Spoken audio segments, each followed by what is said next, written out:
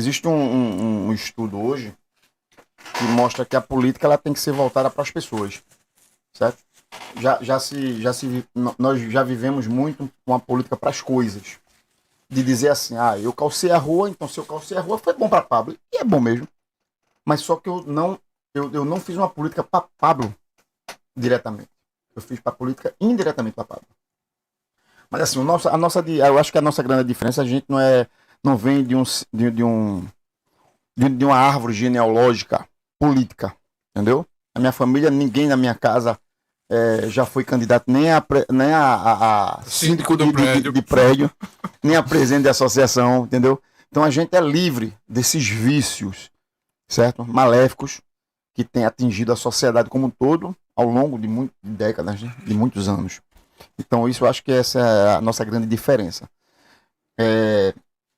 O nosso modelo, a nossa história, né, política, se você pegar os medalhões que aí estão, se você for analisar as histórias dele, você não vai achar muito agradável. As votações, os projetos que eles votam, os projetos que eles criam. Sabe, eu acho que as pessoas têm, muitas vezes, a gente tem um pouco de amnésia. Ou, às vezes, até o desinteresse mesmo pela política. E a gente entende, e a gente consegue enxergar que essa maldade que eles fazem na educação é justamente para deixar que as pessoas, fazer com que as pessoas não se atentem e não tenham uma visão mais aprofundada sobre o processo. Então tem muita. Nós somos diferentes em muitas coisas, muita coisa. O modelo de projeto que a gente apresenta para o Estado, entendeu? A forma com que a gente conduz as informações, a maneira como a gente faz política, só para você ter ideia, eu disse a vocês, né?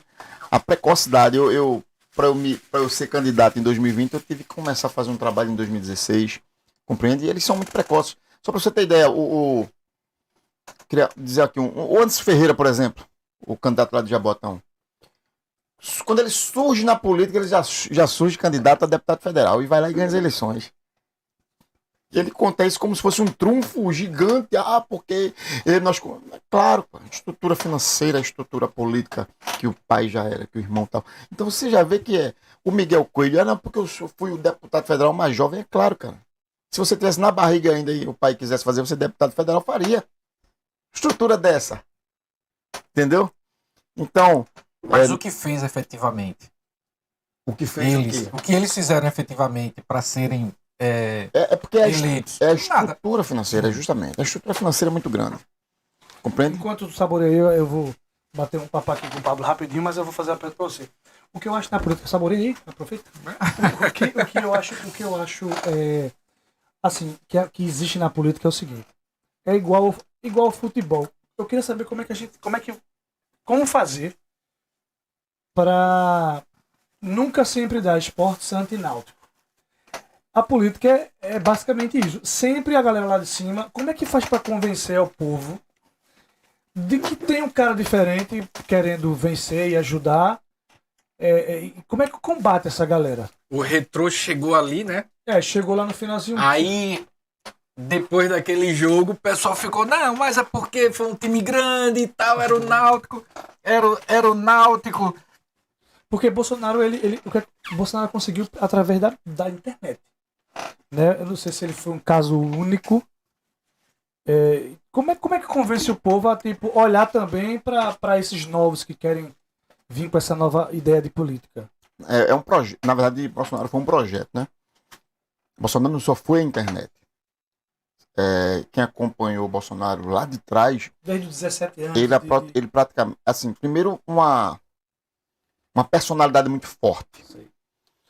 E essa personalidade forte dele se coadunou com os valores e o desejo do brasileiro pela insatisfação de tanta corrupção. Porque a corrupção sempre existiu. Só que com o advento da tecnologia, as pessoas começaram a ter acesso a informações que nós não tínhamos antes. Compreende? Então, a coisa chegou de uma maneira tão forte, essa questão da corrupção, mensalão e tantas outras coisas que aconteceram, que o brasileiro começou a criar um enjoo. Uma insatisfação, Literalmente um uma jogo. insatisfação enorme. Literalmente, como você diz, é um jogo mesmo. Até... Aí, paralelamente a isso, vem um cara de personalidade forte, que desde vereador já batia na tecla a respeito da corrupção. Eu vi uma reportagem dele, ele era vereador do Rio de Janeiro, o presidente da Câmara do Rio de Janeiro chegou para ele, uma hora que ele estava chegando na Câmara, e disse, olha, tem um carro novo para cada vereador. Ele disse, e de onde veio isso? Não, da sobra do dinheiro da Câmara. Ele disse, não, tá errado, rapaz. Aquele jeitinho dele, né? Bem delicado. Bem delicado. Tá errado, rapaz. O dinheiro da Câmara não é para comprar carro. Cada um compra carro com seus próprios vencimentos. Ou seja, então veja, o cara com jovenzinho, com essa mesma modalidade de pensamento, com essa mesma ideia, e chegou num momento, porque política é momento, é cenário, certo? Chegou justamente num momento onde a corrupção estava desenfreada. E a sociedade disse assim, peraí, a gente não quer isso mais, a gente quer isso aqui. Aí foi quando ele botou o carro na estrada. Se você se lembra, ele andou praticamente o país todo. Andou o país Verdade. todo, não foi só uma questão de internet. Ele andou o país todo e foi quando começou a contrapartida. É o momento certo, na hora certa. É porque eu acho que o Kleber falou isso também, porque como ele não tinha tempo na TV, né, nem na rádio, nem nada, aí ele foi pra rua. Mas a campanha tem sido muito antes, E, entendeu?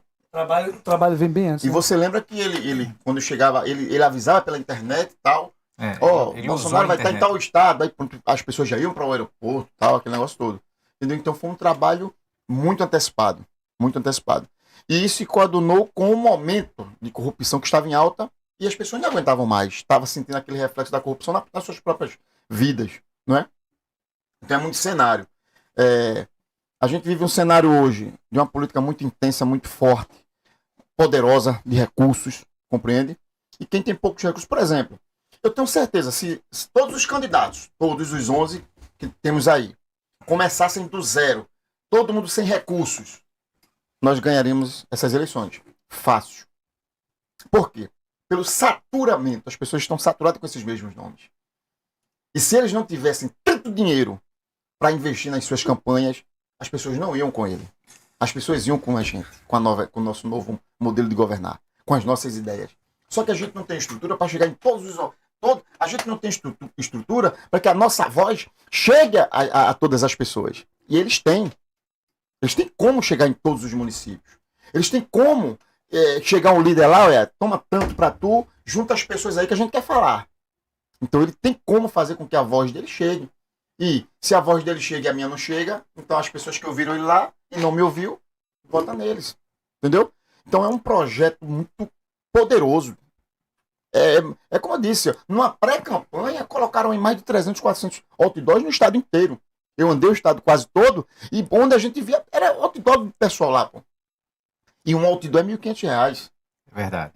Tá entendendo? Então, é essa estrutura aí que a gente fala. Se fosse uma competição onde todos saíssem com R$0 no bolso, a gente partia na frente, porque é difícil.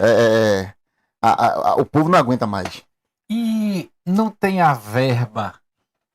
Não existe a verba. Pode degustar aí que a gente ajuda daqui também. Ajuda aí, ajuda. Tem a verba que é dada a todos os políticos, né? Só que a gente sabe, né? Muito pouco, mas que tem uma certa conta aí que é meio complicada, depende do partido, depende de quantos políticos tem a nível nacional e tal. Aí você fala assim, do valor que eles têm. Essa verba não deixaria mais igualitária ou a fatia ela poderia ser mais igualitária? É bom a gente falar sobre isso. É bom a gente falar sobre isso porque as pessoas que estão nos assistindo aqui muitas vezes não conhecem, não sabem como se trata esses recursos. A gente só ouve nos jornais, né, nos telejornais, aqueles valores enormes. Absurdos. E a gente acha que aqueles valores enormes vão para os bolsos de todos os candidatos, todos os políticos. Isso aí é uma falácia, isso é uma mentira, isso não existe. Certo? Os valores são repartidos de acordo com a representatividade no cenário federal, certo? O meu, por exemplo, não tem nenhum representante no cenário federal. Por enquanto não tem, então... Então não tem verba pra gente. Zero? Zero pra gente. Nossa! É zero. Em detrimento de outros partidos grandes que tem grandes verbas, por exemplo, o partido de Miguel Coelho, o PL, né? União Brasil, por exemplo, é o que recebe mais dinheiro. Depois vem o PT, aí tem o PSD, aí tem o PSDB, aí tem o Avante. Então são partidos grandes que têm recursos grandes, entendeu? Mas não vem para todo mundo. Os presidentes recebem e que eu acho que tem que haver uma reforma política nesse sentido. Os presidentes recebem e gastam do jeito que querem, praticamente.